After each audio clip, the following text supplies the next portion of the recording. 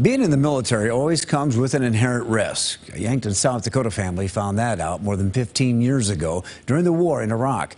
But as you're about to see in tonight's Eye on Kettleland, as they continue to deal with those struggles, they are embarking on another journey, one that comes with risks, rewards, and uncertainty. There's a home on a quiet street in Yankton where a Silver Star banner hangs in the window, a symbol to remind Americans to reflect on the sacrifices made for them by so many. This is the home of former Sergeant Corey Breest.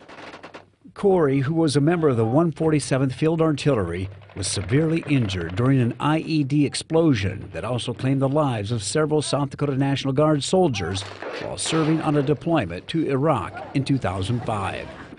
Corey has made a remarkable recovery, but continues with his therapy. 3 times a week. 3 times a week, he says. He's doing really well. So, last year we had a little setback. He had some major blood clots that ended up in the heart hospital for a while, but he's the same old Corey pushing on and working through it. Second, and today We followed Corey and his family to Los Angeles back in 2007, where he was treated for his traumatic brain injury and underwent 12 months of intense physical and speech therapy. 75. He was with his wife and 2 small children, Kylie and Connor, when we were there. In fact, his son Connor was just a toddler when his dad was injured. That was then. This is Connor now. He's a 17-year-old junior at Yankton High School who had to grow up watching the struggles his dad has had to overcome. He's a big, huge part of my life. He's been my hero since forever. He's always been injured all my life, really, so it's just a way to give back, I guess. Connor's way of giving back might surprise some people. He recently enlisted in the South Dakota Army National Guard and in the same artillery unit his dad served in 17 years ago. His mom and dad were right there with him as he took his oath. Despite a traumatic brain injury which left Corey with limited mobility, vision, and speech, Connor says following in his dad's footsteps is something he's always wanted to do.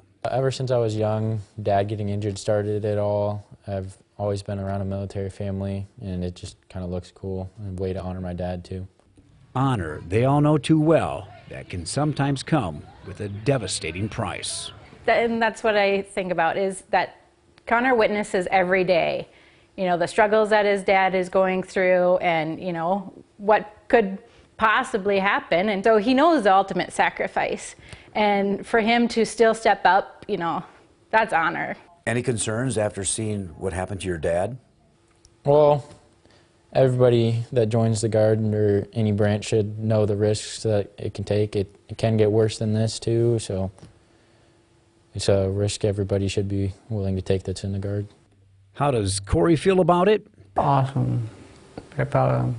Awesome. He is proud of him, he says. They've kind of been supportive through all of it. Of course, every parent's going to have worries about it, but they've both been on board through all of it, very supportive. The kind of support that can only be found in a home of the brave. And Connor leaves for basic training in Fort Jackson, South Carolina in late May, and then will return for his senior year at Yankton High School before departing again the following summer to military school at Fort Sill, Oklahoma.